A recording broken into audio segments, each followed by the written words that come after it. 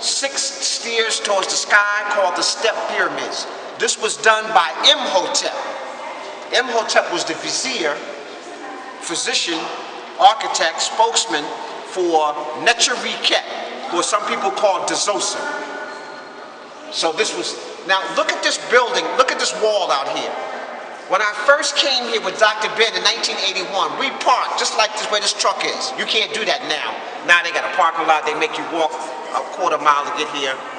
But we pulled right up here, and we got off the bus, and I'm looking at the stone. This is smooth stone. This is not mud brick.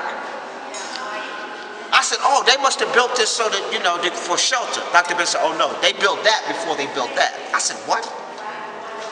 This is a polished stone from like a granite, but just smooth.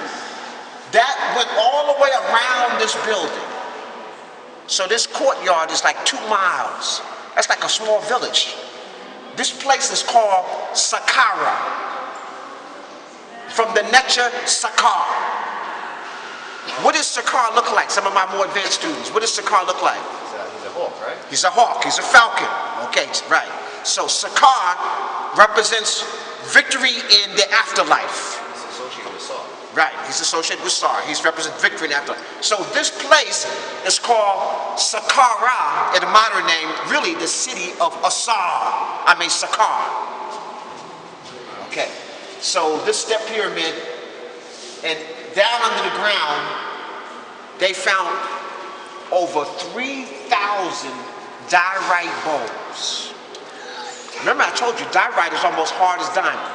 So during the so-called Third Dynasty, we had still mastered this art of stone structure.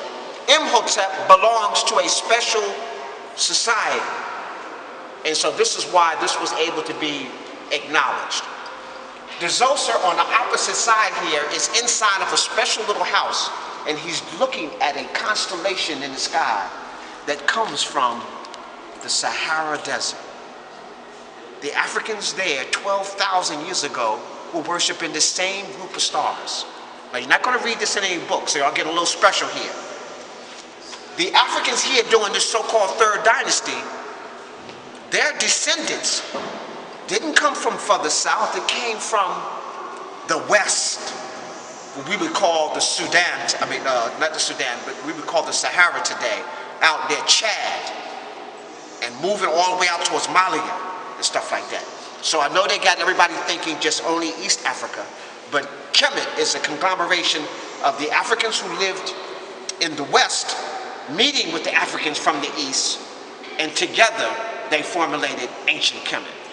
But the astronomy and the astrology comes from the west because those people were in the desert. In the desert, everything looks the same. You gotta have your directions or you'd be lost out there. It's like being in the ocean and you don't have a compass and stuff. You're in bad shape. You better be reading some stars or something. Okay, so it's the same thing here. So the Dzoser is looking at the same set of the constellation that these people in the Western Sahara were looking at 10,000 BCE. So that's a little tidbit. I just wanted to make sure you understood that. This is a whole, this section here, they've actually repaired it today. But this is a whole ceremonial section here. Where remember I talked about the opening of the mouth ceremony or all that? All that would be done here.